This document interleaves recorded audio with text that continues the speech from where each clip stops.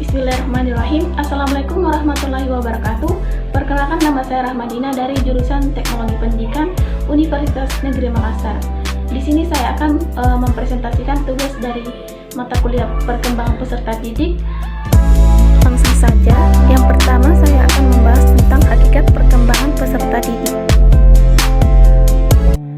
Pada dasarnya, perkembangan merujuk kepada perubahan sistematik tentang fungsi-fungsi fisik dan psikis.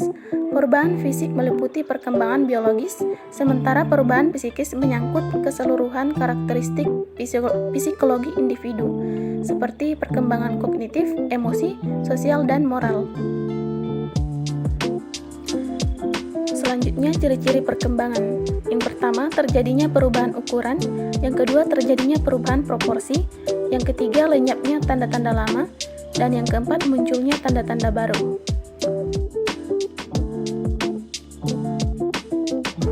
Prinsip-prinsip perkembangan. Yang pertama, perkembangan merupakan proses yang tidak pernah berhenti. Yang kedua, semua aspek perkembangan saling memengaruhi. Yang ketiga, perkembangan mengikuti pola atau arah tertentu. Yang keempat, perkembangan terjadi pada tempo yang berlainan. Yang kelima, setiap fase perkembangan mempunyai ciri khas. Yang terakhir, setiap individu yang normal akan mengalami tahapan atau fase perkembangan. Selanjutnya adalah tugas-tugas perkembangan peserta didik. Pengertian tugas perkembangan adalah proses kehidupan individu terbentang dari mulai fase usia kandungan sampai dengan fase usia tua. Dalam menempuh setiap fase usia tersebut, terdapat tugas-tugas perkembangan yang seyogianya dijalani atau dihadapi oleh setiap individu.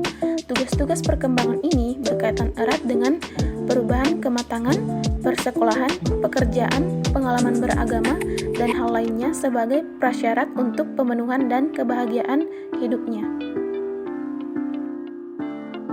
Tugas perkembangan pada setiap periode. Yang pertama, masa bayi dan prasekolah, 18 bulan sampai 6 tahun.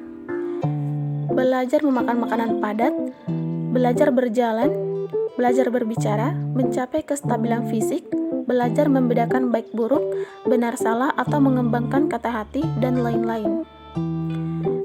Selanjutnya, anak usia sekolah, 6-11 tahun. Belajar bergaul dengan teman sebaya, belajar mengembangkan konsep sehari-hari, mengembangkan kata hati, belajar memperoleh keterampilan fisik untuk melakukan permainan, dan lain-lain. Selanjutnya, masa remaja, 12-20 tahun. Mencapai kematangan berperilaku etis, mencapai kematangan emosi, mencapai kematangan intelektual, memiliki kesadaran tanggung jawab sosial, mencapai kematangan perkembangan pribadi, dan lain-lain. Selanjutnya, masa dewasa awal, dari usia 20-35 tahun. Memilih pasangan hidup, memulai hidup berkeluarga, belajar hidup dengan pasangan nikah, memelihara anak, mengelola rumah tangga, mulai bekerja, dan lain-lain. Selanjutnya, masa dewasa pertengahan, diantaranya 35-45 tahun.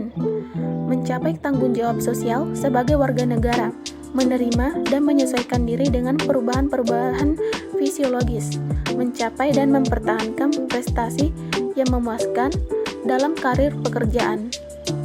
Selanjutnya, atau periode terakhir adalah masa dewasa akhir,